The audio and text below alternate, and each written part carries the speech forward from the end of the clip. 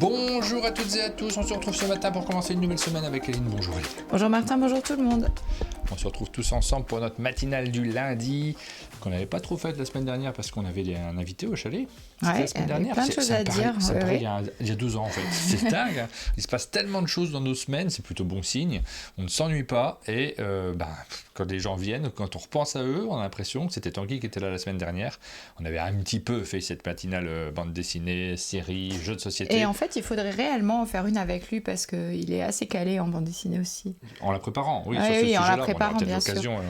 Ça pourra arriver dans les semaines qui viennent parce que vous le savez, avec Tanguy, on fait des semaines ouvertes. Les gens peuvent s'inscrire, participer pour pouvoir venir au chalet. Alors pour ces premières sessions, les gens qui ont un projet de jeu, qui sont auteurs en devenir, ou qui ont des protos et qui ont envie de conseils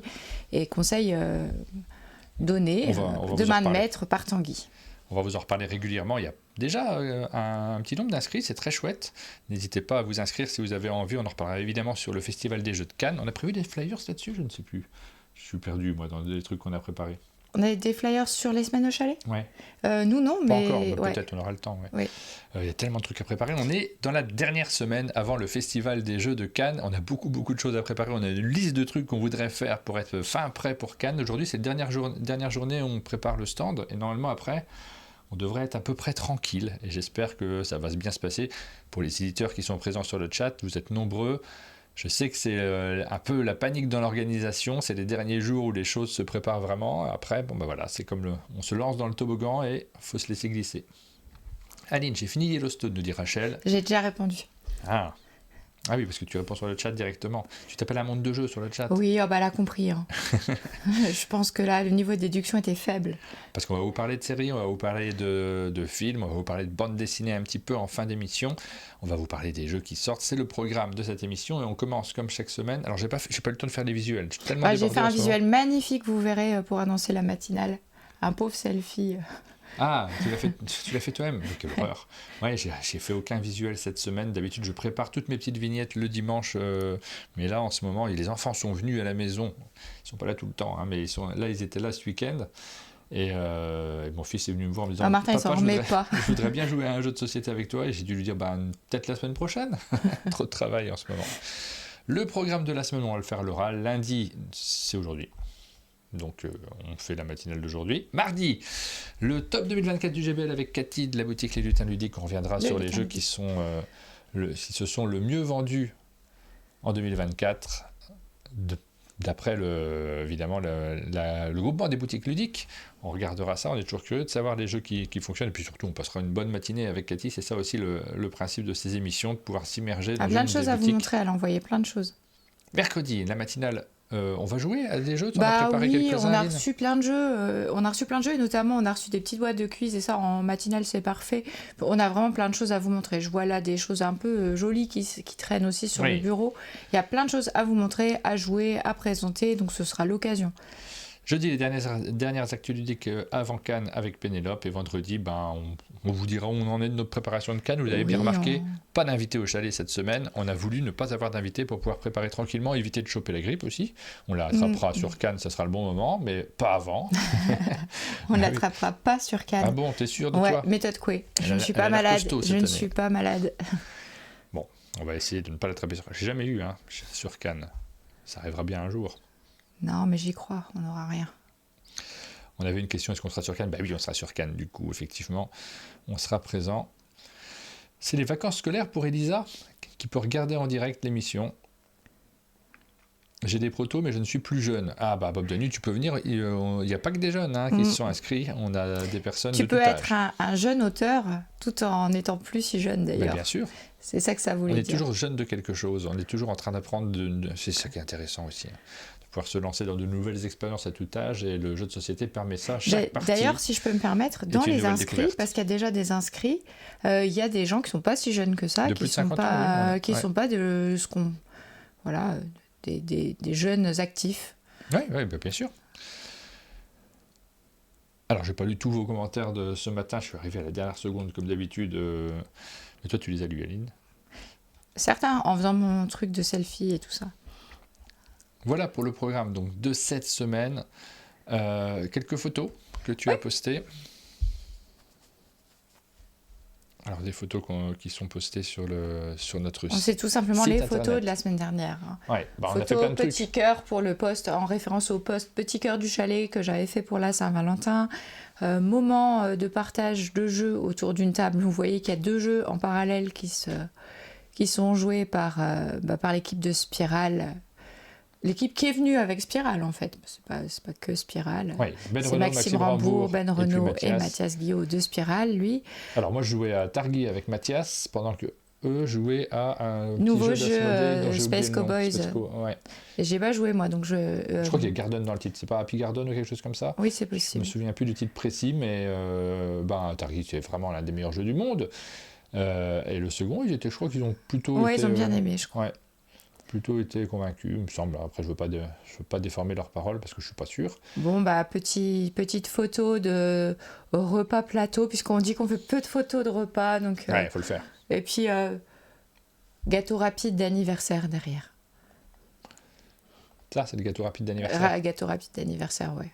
Un peu à l'arrache. Ouais. Quand on me dit, il faudrait qu'on parte dans 1 heure, le repas, il peut être prêt à 11h. Oui. C'était l'anniversaire d'Aline, alors on l'a pas super bien fait, mais on s'est dit c'est pas grave, on le fera l'année super prochaine. Bien fait, c'était très bien.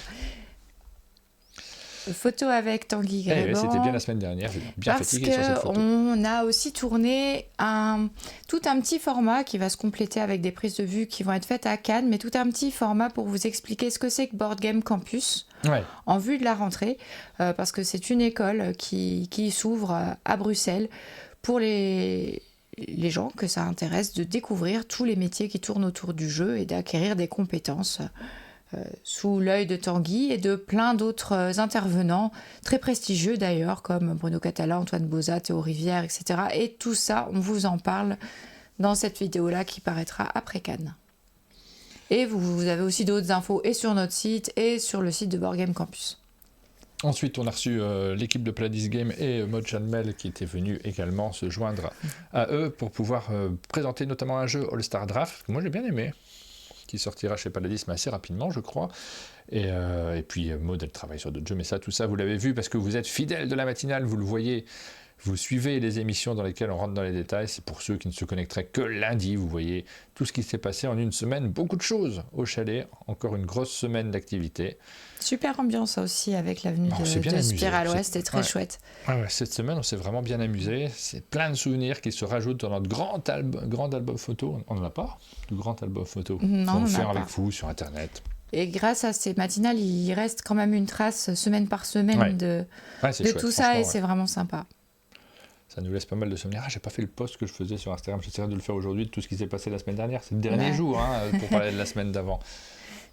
Malgré Ben Renaud, ça a été. Je connaissais pas très bien. Enfin, je l'avais peut-être déjà vu ou croisé, mais j'avais rarement eu l'occasion de discuter en tout cas avec lui. Et là, franchement, il y avait une ambiance de franche camaraderie, alors que je connais pas tout le monde. C'est la première fois que je discutais un peu plus longtemps avec Maxime Rambourg, que j'avais déjà croisé, mais j'avais jamais vraiment discuté avec lui. Pareil pour Ben Renaud. Mathias, je le connais un peu mieux. C'était sa 3e venue au chalet. Et que c'était cool. On s'est directement... Enfin, il y a ça qui est quand même extraordinaire avec les jeux de société, c'est que tu connais pas nécessairement bien les gens avant. Ils arrivent et en 20 minutes, t'es copains, quoi, parce qu'on a tellement de points communs autour des jeux, de la façon de faire. Des blagues. Ouais, très rapidement. Il y avait un petit concours de bonnes blagues quand même autour de cette venue. Un concours implicite, mais bien réel. Je sais pas. Oh tu gagnes toujours, Martin. Oui, quand même. C'est important. C'est pire. Voilà pour la vie du chalet de la semaine dernière. On passe aux sorties jeux de société de cette semaine. Alors, grosse semaine de sorties. La semaine prochaine sera très tranquille normalement, puisque c'est le Festival des Jeux de Cannes. Pendant le Festival des Jeux de Cannes, il y a à la fois plein de sorties, mais pas trop de sorties boutiques. C'est-à-dire que les jeux vont plutôt sortir les semaines qui suivent. Il y en a plein qui sont un poil en avant-première pour Cannes et qui arriveront en boutique un tout petit peu après. Je crois que c'est plus tranquille la semaine prochaine, si je ne me trompe pas. Mais soit ils sortent avant, soit ils sortent après. Donc c'est cette semaine-ci que les jeux sortent. Pierrot dit avec Ben Renaud, tu n'échappes pas aux blagues qui ne sont pas fondamentalement meilleures que celles de Martin. Quoi ? Je suis pas sûr. Des fois, moi j'étais content parce que je faisais les blagues 2 secondes avant lui. Mais la même, quoi. C'est je sais pas, il y a un esprit de dessinateur qui blague. Et derrière, j'en faisais une autre et elle était meilleure. Bon, d'accord, ok, non. Ouais. Les jeux qui sortent cette semaine, donc d'après ce que j'ai vu en début de mois, parce que je n'ai pas tout vérifié, j'ai très rapidement vérifié ce matin, mais je n'ai pas tout regardé, je pense que c'est pas à jour, je pense qu'il manque des choses et qu'il faudrait que je revienne dessus pour les actus ludiques de jeudi, mais rapidement. Donc j'ai vu Vendée 93, mais ça fait déjà quelques semaines que je l'avais vu, j'ai noté cette date-ci, j'espère que c'est la bonne. Azul Duel qui sort cette semaine, également, c'est celui-là auquel j'aurais bien voulu jouer avec mon fils ce week-end, et puis j'ai pas le temps. Hit Tunnel Vision, l'extension de Hit qui se rajoute. Autre extension sur Synchro, on a une petite boîte qui est sortie et qui rajoute quelques cartes qu'on va pouvoir... Enfin, c'est des scénarios dans Synchro, donc c'est des scénarios supplémentaires. Mission Aldébaran, chez le jeu qui sort chez Nostromo, le nom de l'éditeur. Et c'est un petit jeu d'ambiance, malgré le thème qui fait très fort penser à Alien. On se dit, ça va être du gros jeu parce qu'on est habitué à Nemesis. C'est pas vraiment le cas, c'est un jeu qui se joue en grand groupe et qui met l'ambiance autour de la table. Tesseract, je sais pas du tout ce que c'est, j'ai pas regardé avant. Tesseract. Un jeu coopératif de manipulation de dés pour 1 à 4 joueurs. Alors là, je lis le truc, mais quand on joue pas à un jeu, c'est difficile de s'en rappeler. À chaque fois, tu sais, je le lis en préparant l'émission, parfois je le lis. Là, je le lis en direct pendant l'émission. Et le jeudi, je me dis, c'est bon, j'ai déjà vu les informations, je vais pouvoir les ressortir brillamment avec une phrase qui va résumer les choses, tel un génie de l'explication et du pitch. Et quand les actus ludiques arrivent avec Pénélope, je me souviens plus. Et je dis, il y a ça qui se reconnaît pas. Le matériel est impressionnant avec cette tour de dés posée sur un plateau. On dirait que l'auteur, il a pris son Rumicube et il a dit, bon, attends, ça pourrait être un matériel de jeu sympa, ce truc-là. Ils ont fait une partie sur la chaîne Gaëlou et Chico, nous dit Goldust, il est excellent. Ok. Gaëlou et Chico, ils ont pas mal accès au jeu, plus je pense que pas mal d'influenceurs ludiques, parce qu'ils savent gérer ça, et que moi, je ne sais pas du tout gérer. Je crois pas qu'on est, celui-là. Je ne dis pas de bêtises. Flipping Frogs. Donc ça, c'est des petites boîtes qui sortent chez Philibert, c'est ça chez Atalia.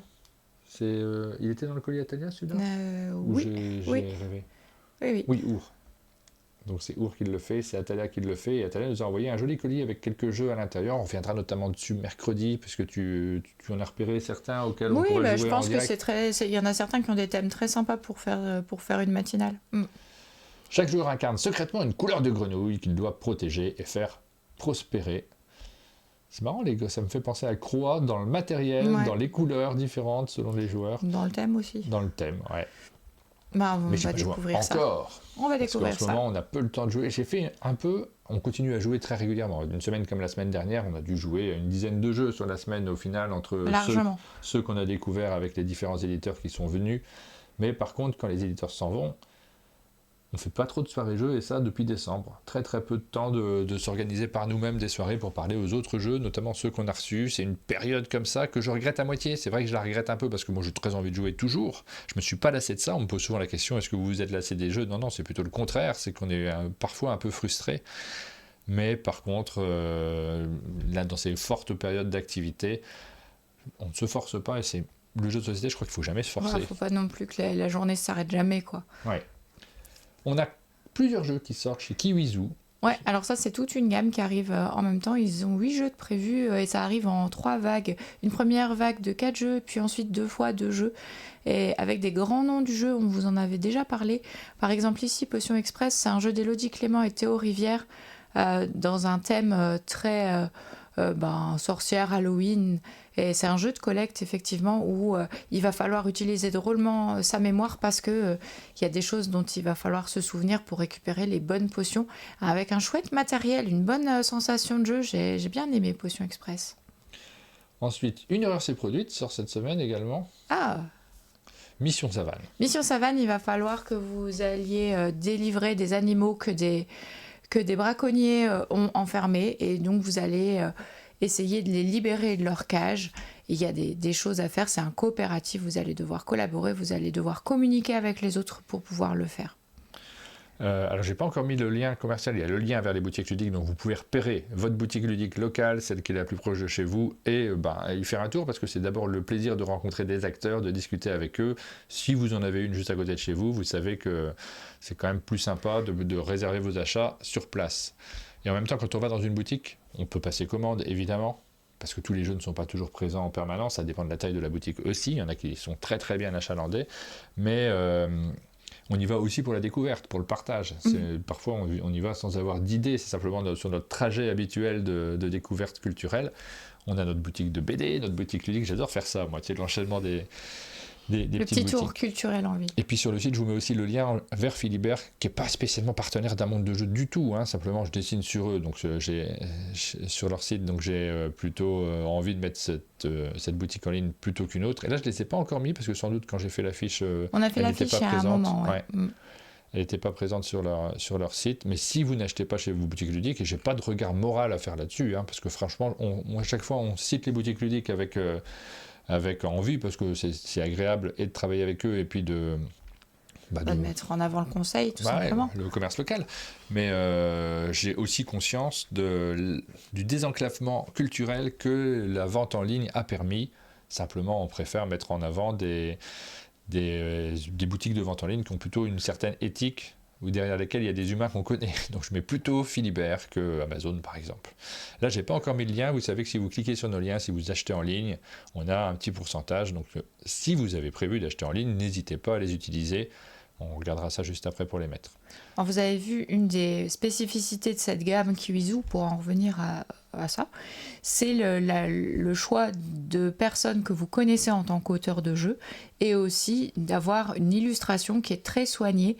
Il y a vraiment un goût pour les éditeurs pour ce qui est illustration jeunesse, et ils sont allés chercher des grands noms de l'illustration jeunesse pour les illustrations. Ouais, c'est important. Forest First. Alors, Forest First, c'est des noms anglais sur chacun. Mission Savane, ça sonne tout. Dans Savane, est-ce que c'est anglais? C'est peut-être pour faciliter, l'export, en fait. Et ici, vous avez un jeu d'huile frite des Marie-Fort. On les présente plus. On sait que c'est des auteurs de jeux enfants. Et qui sont plutôt forts. Ouais. On leur a jamais fait cette blague, je pense. Ouais. Et là, vous allez vous déplacer sur un petit parcours pour essayer d'aller à l'autre bout de la forêt en ayant collecté des choses. Rachel nous dit quelques mots savants, désenclavement culturel. Et pour moi, c'est très très important ça, parce que le désenclavement culturel dans l'achat permet aussi un désenclavement culturel dans la création. Et je crois que j'en suis le parfait exemple, c'est que mes parents n'allaient pas dans les boutiques. Jamais. On n'allait pas, j'habitais à Maubeuge quand j'étais gamin, mais pas à Maubeuge, à 15 km de Maubeuge, en frontière d'une forêt, dans un petit village très... enclavé. Ouais, c'est ça. Et on n'allait pas du tout dans aucune boutique ludique, rien. Je connaissais pas. On n'allait pas au cinéma. C'est pas des trucs qu'on faisait particulièrement. On n'avait pas le temps de faire ce genre de choses, ni les moyens. Et de ce fait, il y a énormément de choses que j'ai découvert plus tard en étant adulte. C'est là que j'ai commencé. Alors mes parents avaient une bonne culture littéraire et graphique, mais par contre tout ce qui est cinéma, ce genre de choses, soit on l'avait vu à la télé, soit on l'avait pas vu, grosso modo. Ouais. Moi j'ai vraiment, à l'inverse, eu énormément de chance d'avoir des parents qui emmenaient au cinéma, qui emmenaient dans les musées, qui achetaient des livres, qui écoutaient de la musique tout le temps. Alors certes, un certain type de musique, mais pour la musique anglophone des années 60 à 2000, je pense que je suis quand même bien calée du coup. Oui. Et ça permet aussi il y a des gens qui se déplacent beaucoup plus facilement, qui ont accès à plein de cultures et au commerce. Les commerces permettent aussi d'avoir ce désenclavement qui est très très important. Enfin, cette possibilité de se cultiver simplement, sans forcément tout acheter. Le fait d'habiter en ville change beaucoup de choses, de manière générale. Ouais. Et c'est pour ça que j'ai l'impression, moi, parfois, d'avoir perdu des années. Simplement, j'ai découvert plein de choses une fois que je suis devenu étudiant. Et une fois que j'ai eu la possibilité d'aller dans les différentes boutiques culturelles, mais le fait de devenir moi-même créateur, d'avoir l'idée que je pouvais l'être, ça m'a pris un petit peu plus de temps. Alors j'ai tout de suite commencé à créer des choses très très rapidement, mais simplement j'avais déjà commencé mes études dans des domaines qui n'étaient pas du tout créatifs. Donc il a fallu d'une certaine manière accepter de me réorienter pour pouvoir faire les métiers pour lesquels j'étais le plus prédisposé. Et donc voilà, je pense que la vente en ligne, elle permet à beaucoup de personnes, et moi c'est le fait d'avoir Internet qui m'a permis aussi de montrer ce que je faisais beaucoup plus simplement. C'est une richesse intellectuelle qui est évidente.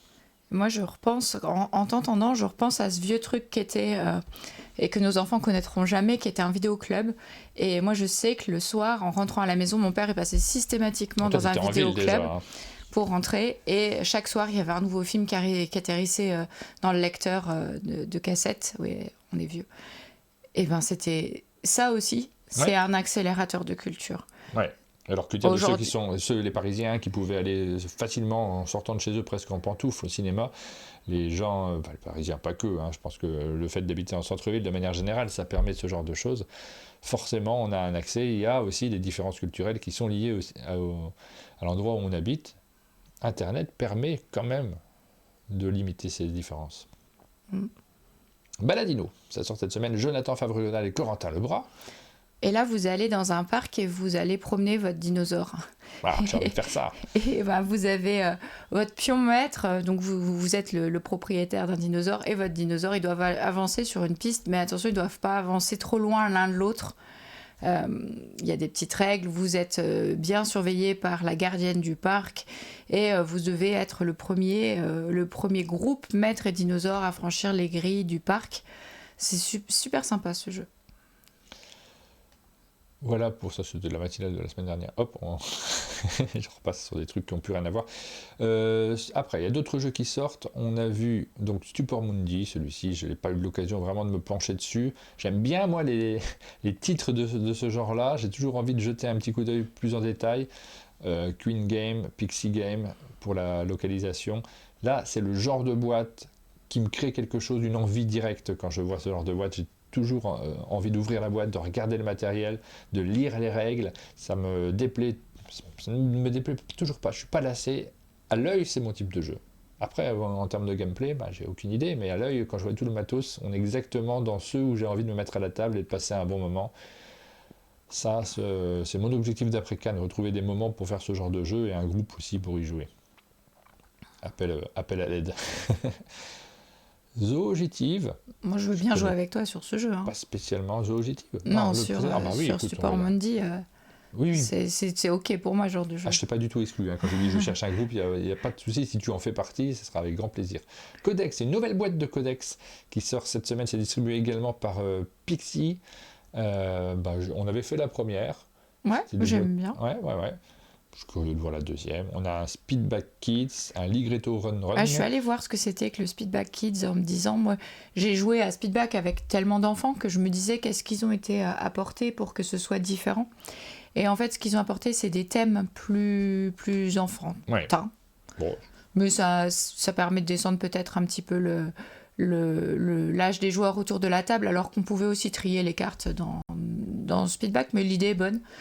Je me permets si... Ça fait partie de la j'aurais galaxie. presque, du coup, comme ça enfant, rajouté d'autres écritures des lettres. Là, c'est que des lettres capitales. Ouais. Mais bon. C'est pas un éditeur de jeux enfants spécifiquement, mais effectivement, ils en ont fait... c'est pas une excuse, mais bon. C'est dans la galaxie des jeux de petits bacs. Il y en a eu pas mal qui sont sortis ces derniers temps. C'est un bon jeu, Speedback. Ça fonctionne bien. C'est un petit bac, Ouais. On va pas se leurrer, on va pas survendre le petit bac, mais c'est un petit bac agréable à faire autour. C'est ATM Gaming qui fait ce jeu, et c'est rigolo parce que ATM Gaming, donc c'est un éditeur qui fait pas mal de jeux, souvent dans des genres qui sont assez commerciaux, c'est-à-dire que quand il y a un type de jeu qui fonctionne bien, c'est pas rare qu'il y ait un jeu ATM Gaming dans la même catégorie qui sort, et habituellement ils sont distribués par BlackRock.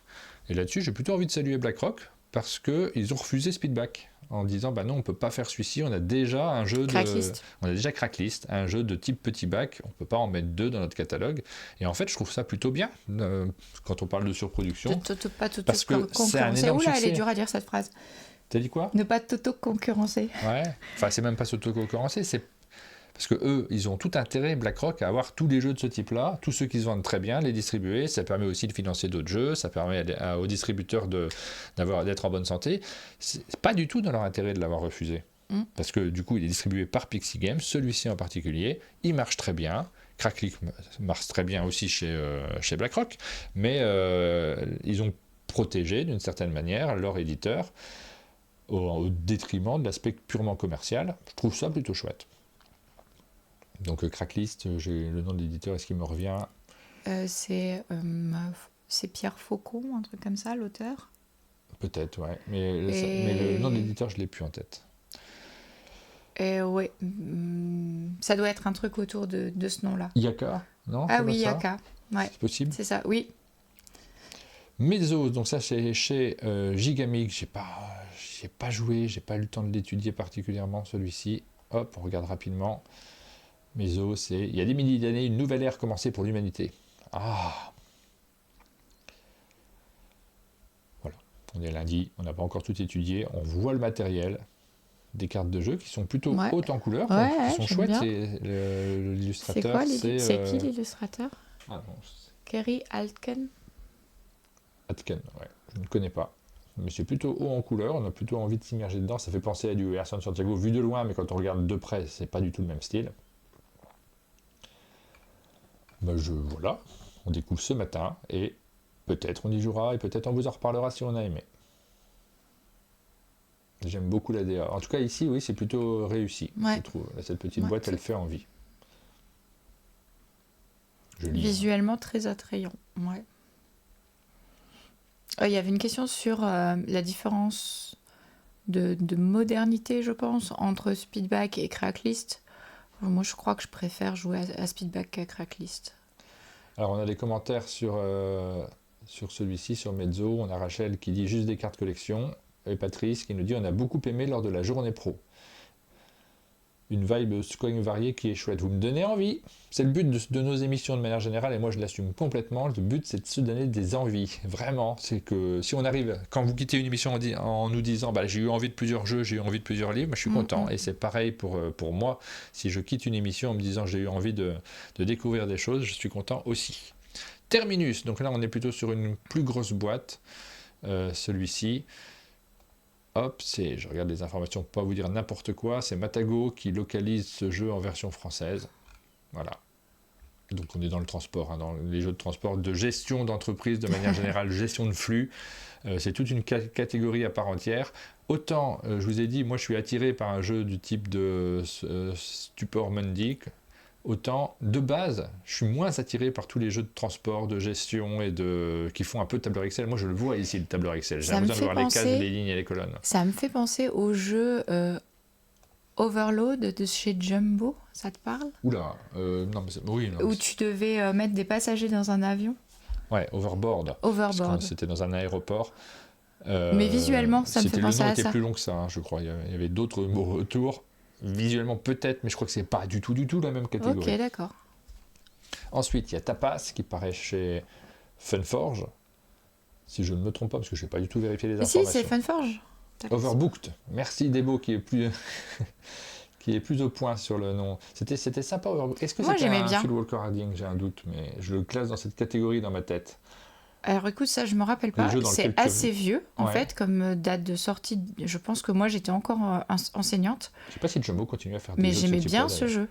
Alors que c'est pas du tout le type de jeu qui au départ m'attire le plus. J'ai un souvenir j'aime bien la catégorie et celui-ci avait de gros défauts.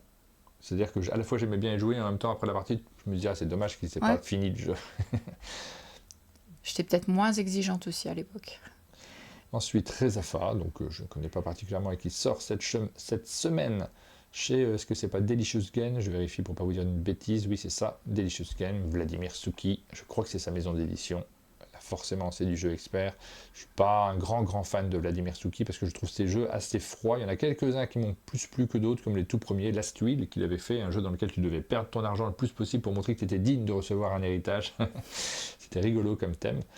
Medical Mystery New York, joué à urgence dans un jeu d'enquête médicale, c'est rare. C'est Yellow qui publie ce jeu-là et je suis très Il nous avait fait très envie, Gauthier, quand il nous l'avait présenté pendant le showroom Yellow. Moi, je suis curieuse de jeu. C'est quoi un jeu froid? C'est vrai que je décris les choses de manière parfois un peu déconnectée des sensations. C'est un jeu un peu abstrait, j'imagine. En fait, il se passe des choses autour de la table dans une partie de jeu de société. Dans les jeux d'ambiance, on est pour moi dans ceux qui sont le plus chauds parce qu'il se passe plein de trucs. Il y a de l'énergie, on s'excite un peu sur les jeux d'ambiance. Et puis il y a ceux qui sont vraiment dans des catégories un peu jeux de gestion expertes et dans lesquels le défi est un défi logique.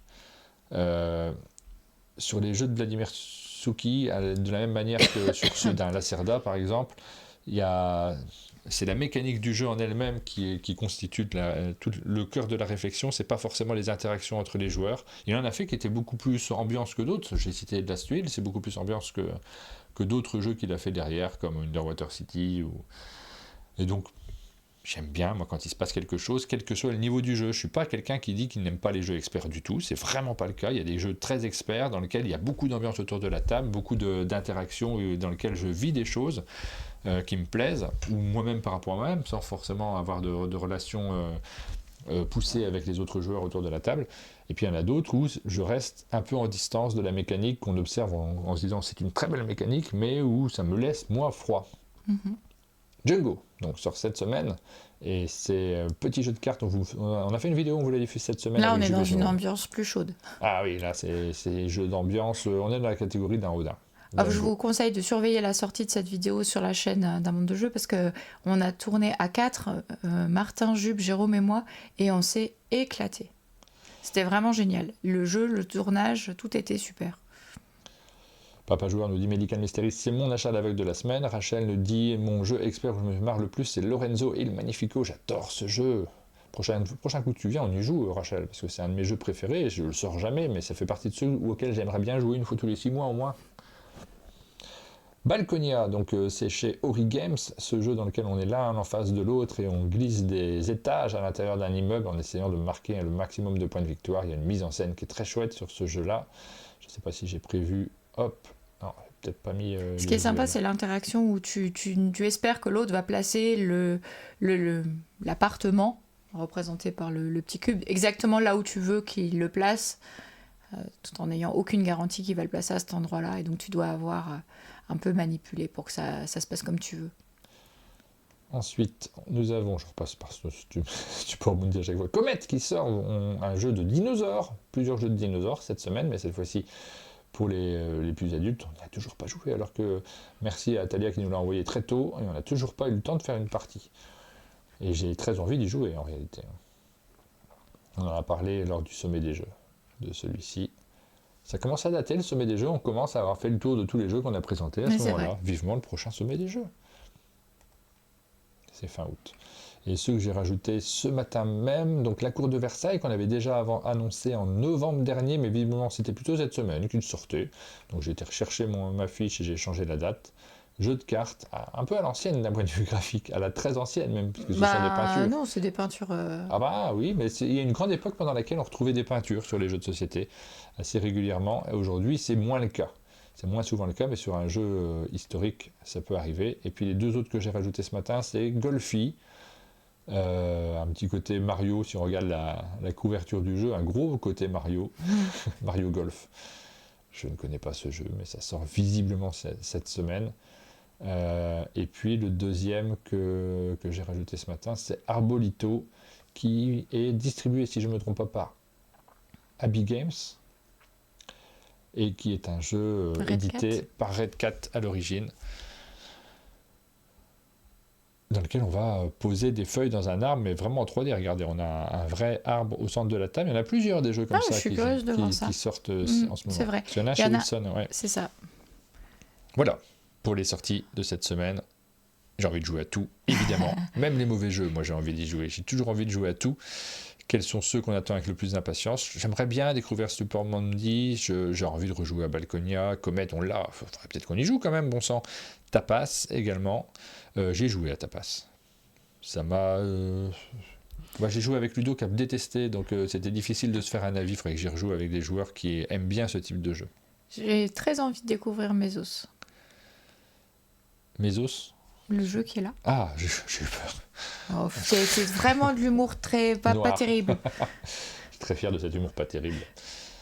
J'ai évidemment envie de rejouer au jeu Kiwizu, mais bon, j'y ai déjà joué, donc...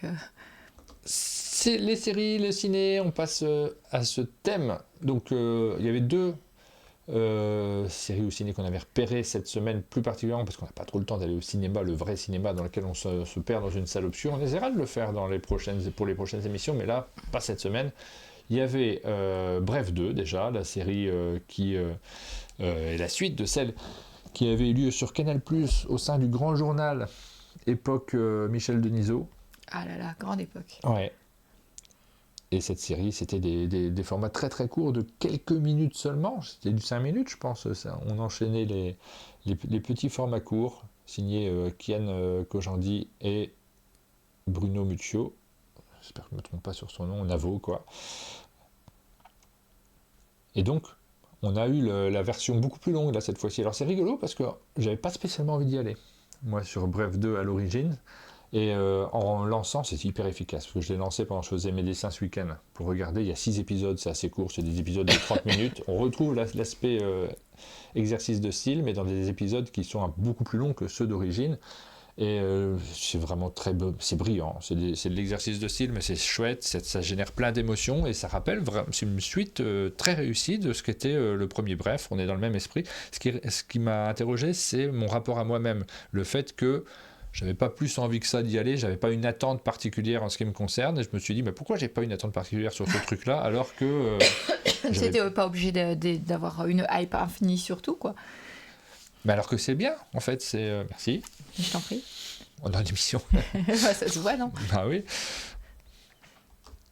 Et donc, j'en étais où? Oui, ouais, j'avais pas une attente incroyable sur celui-ci, mais la première série, on ne l'attendait pas spécialement, elle était au sein d'une émission. Le premier Bref, c'est tu tombais dessus, tu trouvais ça incroyablement brillant, et puis après tu n'y pensais pas, et tu retombais dessus sur le Grand Journal, tu regardais pour le Grand Journal. Ça faisait partie de toutes les petites choses qui étaient à l'intérieur et qui faisaient que cette émission, on avait envie de la regarder. Et ça correspondait à ça, c'est-à-dire que des choses qu'on n'attend pas nécessairement, et quand on tombe dessus, on se dit c'est brillant, ça génère des émotions. J'aime bien ça en réalité. Et là, le fait qu'il faille faire la démarche d'aller sur Disney+, pour regarder la série, ben, c'est une démarche qui est sensiblement différente. Et je ne regrette pas d'avoir fait parce que c'est brillant, c'est incroyablement intelligent, ça génère plein d'émotions aussi. Il y a des moments qui sont plus réussis que d'autres, mais il y a plein de petits moments qu'on a envie de raconter autour de nous. Donc je vous conseille. Ouais, je regarderai, moi j'ai rien vu.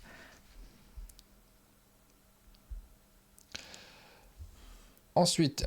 Le 14 février sortait The Gorge sur Apple TV. Et ça, on en a regardé la moitié hier. Et on a commencé trop tard pour finir le film. Mais c'est prometteur, oui.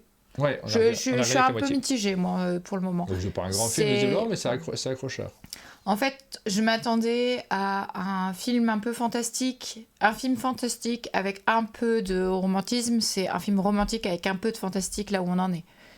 Et c'est un peu cucu, quoi, quand même. Pour l'instant, ouais. Mais bon, on a passé plutôt un bon moment et des fois on s'ennuie un peu, mais on n'a pas vu la fin et je pense que c'est important dans un film de regarder la fin moitié, pour pouvoir en parler intelligemment. On peut pas savoir ce qui va arriver après. On a Miroslav Dragat qui dit qu'il n'avait pas envie d'aller sur Bref 2 et qu'il n'aurait pas dû parce que ça a fait flop chez lui. Ouais, mais c'est pas fou dans ce que ça raconte. Ça raconte même rien d'intéressant. C'est ça qui est étonnant. Ah oui, ils n'ont plus les gens le visuel. Hop. Sur Bref 2, c'est pas intéressant. L'histoire n'est pas intéressante. Ce qui est intéressant, c'est le style, c'est ce qu'il raconte et c'est les petites images. Il y a un petit côté stand-up quand même. Tu sais, dans les stand-up, tu vois quelqu'un qui te raconte ce que tu es ou qui te décrit des gens que tu connais en disant ouais, c'est comme machin qui fait ça. Et tu dis bah c'est tellement bien vu ça. Je connais des machins qui font ça. Il y a exactement ça tout le temps dans Bref 2. Donc sans arrêt, tu te dis ça c'est bien vu. Puis de temps en temps, tu dis bref. Mais c'est des sensations qu'on n'a pas tout le temps dans plein de choses et qui font plaisir, moi qui m'ont fait plaisir. Mais oui, il faut rien. Je crois que c'est pour ça que je vous l'ai mal décrit, mais c'est ce que j'ai essayé de dire en disant que j'en attendais rien. Je crois qu'il faut rien en attendre. Et c'est comme ça qu'on arrive à choper des idées qui nous plaisent. Alors, ce qui sort cette semaine, qu'on va peut-être regarder, moi, je peux te Gagné dire... ou perdu, j'ai envie de le regarder moi quand même. Ça, c'est aussi sur Disney+. Okay. C'est une chouette série d'animation. Toi, t'as pas ça envie. Me dit rien, mais t'aimes pas l'animation? Non, mais ouais, c'est vrai. Moi, j'aime bien l'animation. Toi, c'est Zero Day que t'as envie de regarder? Alors là, oui, toujours. J'ai re-regardé la bande-annonce. Moi, je suis au taquet, j'ai hâte. C'est du franglais quand je dis Zero Day, on est d'accord? Ça doit se prononcer différemment, Zéro. Bah oui. Je sais pas comment. Zero. Ah ouais? Donc ça, c'est avec Robert De Niro, donc on est curieux de le voir aussi, c'est le 20 février. Et on change la télé, c'est le cadeau d'anniversaire d'Aline, donc est-ce que 20 février, ouais c'est bon, on pourra regarder sur une télé qui n'est pas verte, parce que la nôtre elle a plus de couleur, elle a une ligne en travers et des incrustations de quand nos enfants étaient petits et qui regardaient Nickelodeon. C'est vrai. T'as D'ailleurs, deux écrits en haut de l'écran, parce que quand tu regardais France 2 et Nickelodeon, qui sont incrustés sur l'écran qu'on a en permanence, on regarde dans d'assez mauvaises conditions. D'ailleurs, tu voulais dire? Bah d'ailleurs, ils sont un peu tristes. Ils me disent, oh vraiment, ce sera plus jamais marqué Nico de Léon. Ils sont vraiment un peu tristes? Non. Ils ont plus l'âge d'être un peu Ils tristes ont de vraiment ça. dit ça par contre. Ensuite, Zero avec l'accent de Montpellier, pourquoi? De Montpellier, ils ont un accent anglais? Bon voilà, deux autres séries. Il y a évidemment le 23 février, la saison 2 de 1923. Donc Oui, ça, on alors regardera. ça vraiment, je l'attends. Cette saison, j'ai adoré la première saison. J'ai trouvé Harrison Ford, Hélène Mirren et les autres acteurs vraiment fantastiques et l'histoire est très chouette. C'est la prochaine chose que peut mettre Rachel sur sa liste après avoir regardé 1883 et Yellowstone, puisque c'est C'est la meilleure série, je trouve, de la série. Ouais, c'est...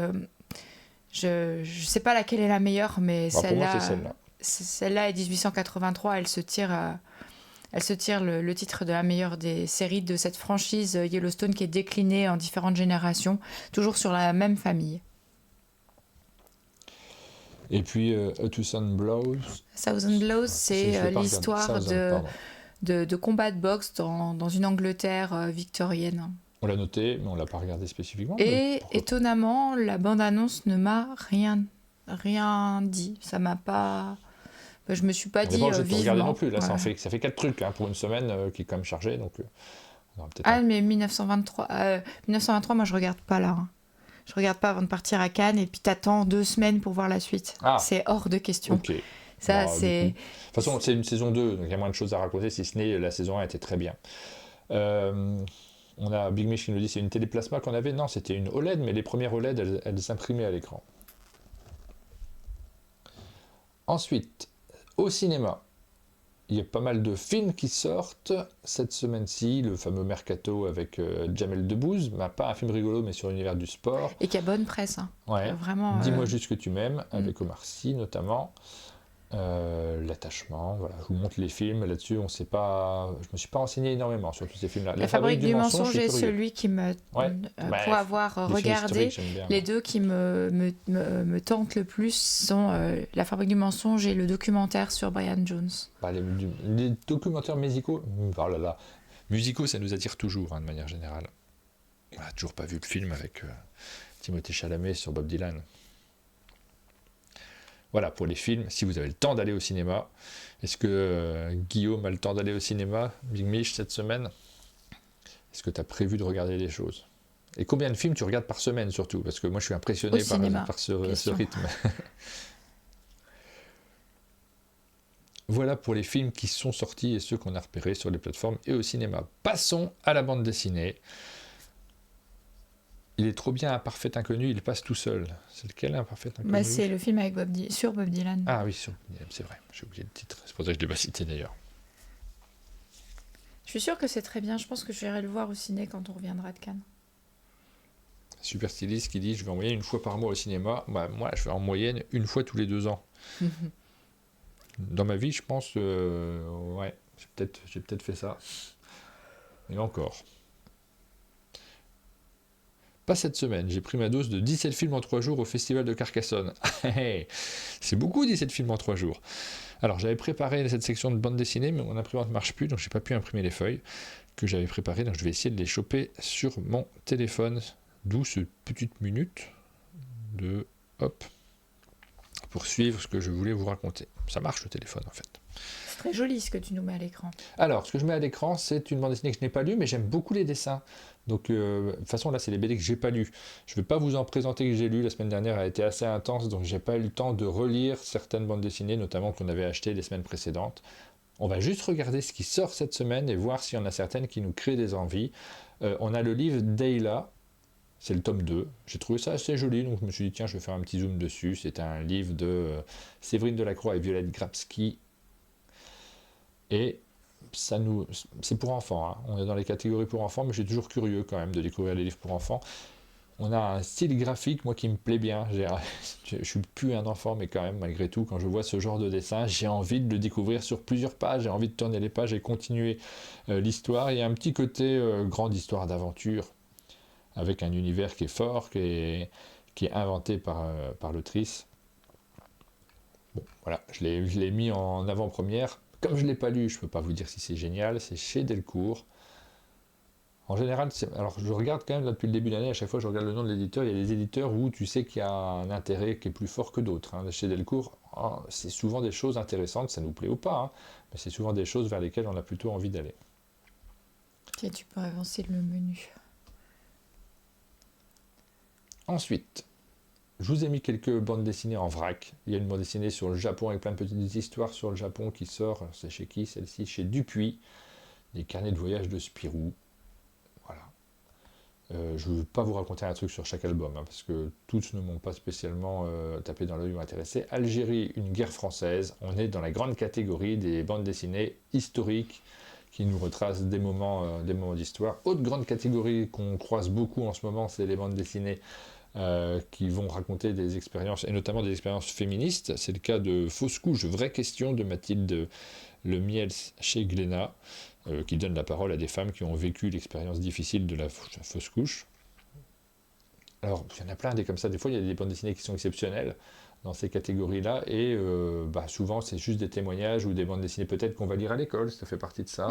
C'est un support aussi. C'est le cas de On a mangé la mer, une bande dessinée qui est publiée par Futuropolis, et donc c'est signé Maxime Delitz et Olivier Martin, et qui va raconter cette fois-ci toutes des histoires autour de la mer et de la surpêche, ce genre de choses.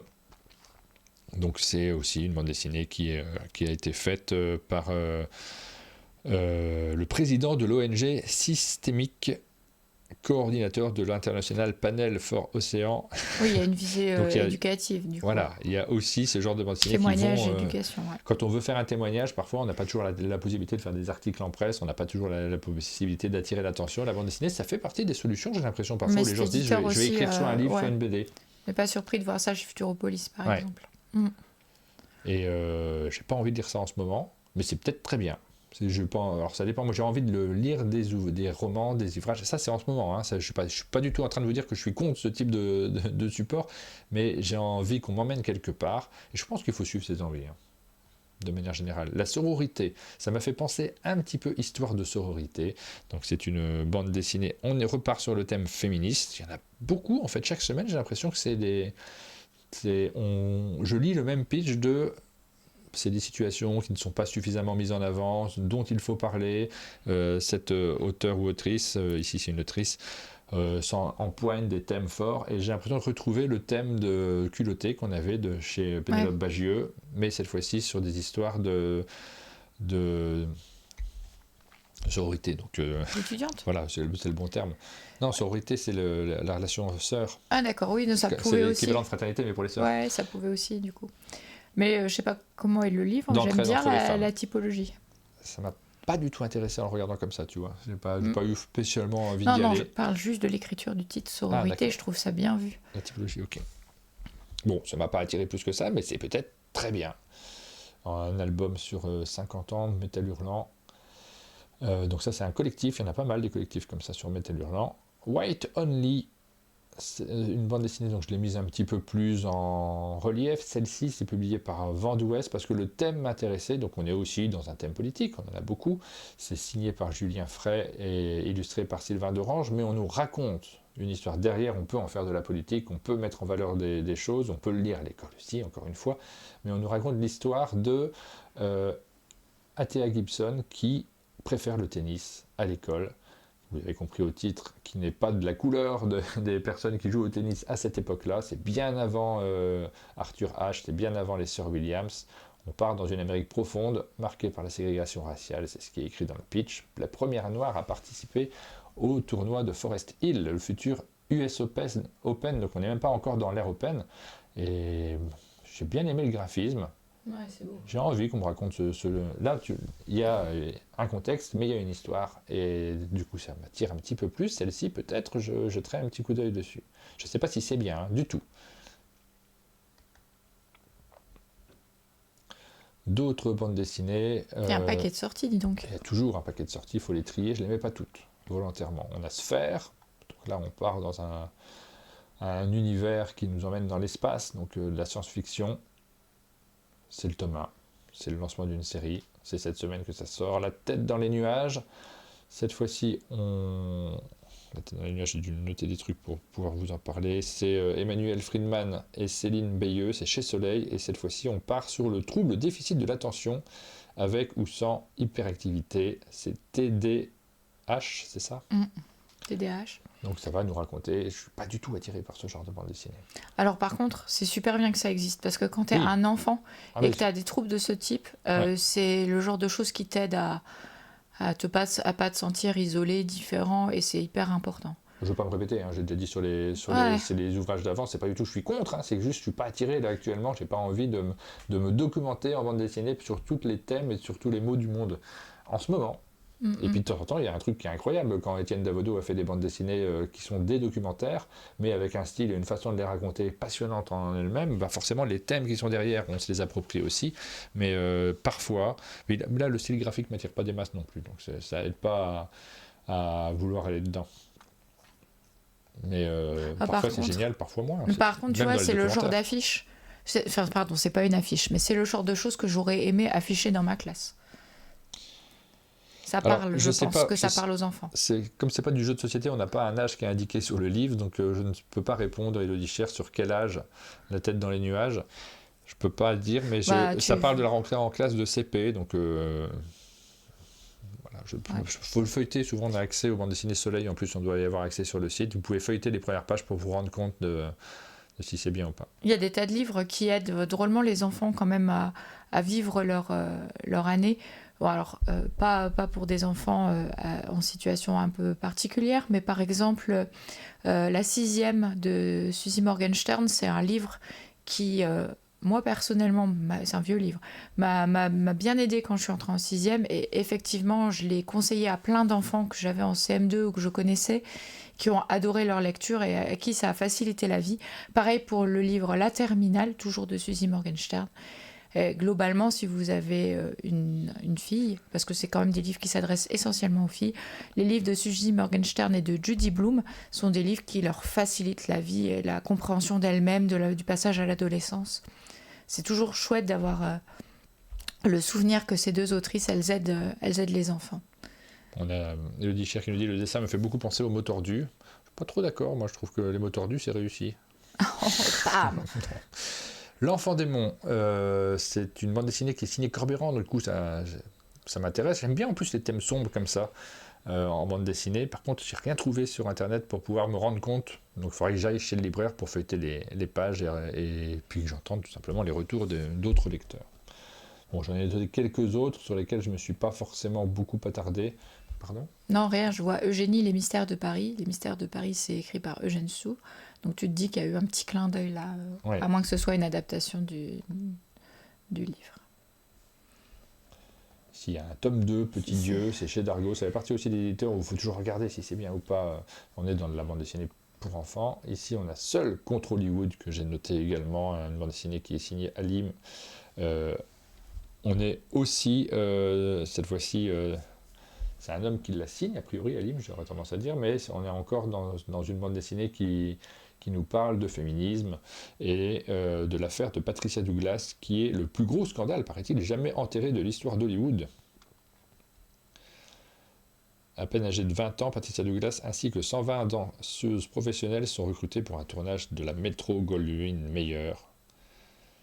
Voilà, ça c'est pour le début de l'histoire, et il y a eu un scandale, c'était après une histoire vraie. Ça n'a pas bien fini, j'imagine, pour elle, du coup. Je pense. Mes petits vieux, je termine avec celle-ci que j'ai notée aussi. À la base, je me suis dit, bon, on est encore dans un thème qu'on va nous sensibiliser à quelque chose, et pas forcément en fait. Donc, et là, c'est ce qui fait un peu la différence, parce que j'ai moins envie d'être sensibilisé à des trucs là tout de suite, encore une fois. Mais c'est super que toutes ces bandes dessinées existent, mais on vous parle de nos envies aussi. Dans cette bande dessinée de Margot Bardinet, elle nous raconte les années dans lesquelles elle était aide à domicile, étudiante entre 22 et 25 ans. Et elle nous raconte ça à travers les personnes qu'elle a aidées. Et donc c'est des petites cartes postales, des petites histoires dans un style qui est plutôt sympa. Et ça m'a donné assez envie de découvrir ce qui se passe, ce qu'elle raconte, son expérience. Peut-être c'est bien, peut-être c'est pas bien, j'en sais rien. Mais là, le petit bout d'envie est arrivé en lisant les premières pages. Le côté humain, tout simplement. Voilà pour les bandes dessinées qui sortent cette semaine. Tu voulais terminer avec des choses que tu as lues, parce qu'on m'avait conseillé, on m'avait dit dans le chat, tu devrais lire La femme de ménage et tu devrais lire La maison au sortilège. Donc j'ai obéi, j'ai fait tout ça. Donc j'ai lu la trilogie de Frida McFadden sur La femme de ménage. Et je signale, parce que peut-être vous n'avez lu que le tome 1, j'ai bien aimé globalement, même si je vous le disais, je trouvais que littérairement il y avait peu de choses, c'est plutôt du scénario. Mais par contre, au niveau du scénario, le tome 3, c'est le plus réussi. Donc si vous avez lu la femme de ménage et que vous avez bien aimé, allez lire le tome 3. Vous n'avez pas besoin d'avoir lu le tome 2 pour lire le tome 3. C'est le plus chouette. C'est vraiment celui-là, il m'a emporté plus que les deux autres. Et puis alors, gros coup de cœur pour le coup, pour La maison au sortilège, je l'ai fini cette nuit. Ah, c'est vrai, tu me dis j'ai pas beaucoup dormi, tout ça. Non, alors je l'ai fini parce que j'ai pas beaucoup dormi. Ah. Et donc là, ça nous raconte en parallèle 3 destins de femmes. Une, je lis là, en 1619, une en 1942, une en 2019, qui toutes les 3 découvrent l'adversité masculine et aussi découvrent leur généalogie et comprennent qu'elles font partie d'une lignée de sorcières. C'était vraiment super bien, notamment tout ce qui a rapport avec la nature, les insectes, la description des sensations. Et ce qui est super, c'est qu'on n'est vraiment pas sur de l'histoire de sorcières habituelle. Donc c'était vraiment sympa. Je me suis déjà noté de surveiller la sortie du prochain livre de l'autrice qui va paraître en avril et qui va s'appeler Les Sirènes. Vraiment là, je note. Limite, j'ai déjà précommandé le livre. On a Simon qui nous dit... Un seul tome. Simon de Blâme nous dit White-On. Ça donne bien envie, mais j'ai pas encore fini ma sélection des BD du Fauve d'Or. Je suis curieux de savoir s'il y en a qui t'ont particulièrement plu. J'irai te demander sur Cannes. Ceux qui t'ont davantage plu que d'autres, éventuellement. Parce qu'on a toujours envie de cultiver nos propres envies et de s'en créer de nouvelles. Les gens notent tes livres, Aline. En fait, moi, j'étais voilà vraiment... le résultat. Ils vont dépenser leurs sous au lieu de prendre des Tipeee sur un monde de jeu. Super. Tu vois, j'étais vraiment contente. On m'avait conseillé les livres. C'est chouette d'avoir des conseils et que quelqu'un te dise ça, j'ai adoré, tu devrais le lire. Si ça ne m'avait pas plu, je vous en aurais pas reparlé, mais ça m'a vraiment plu. Et on t'intéresse à trouver un lien Ulule sur l'enfant démon dont on a parlé. Bravo. C'est un livre qui a été financé, du coup. Bon, j'arrive pas à l'ouvrir là.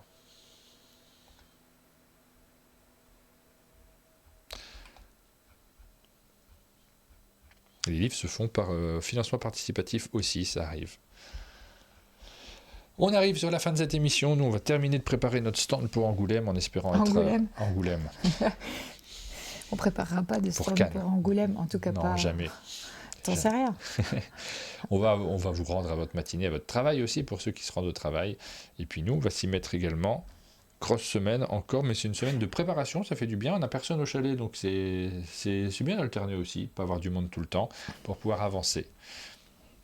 Bonne journée à tous. Une bonne semaine. Et à demain. Ciao.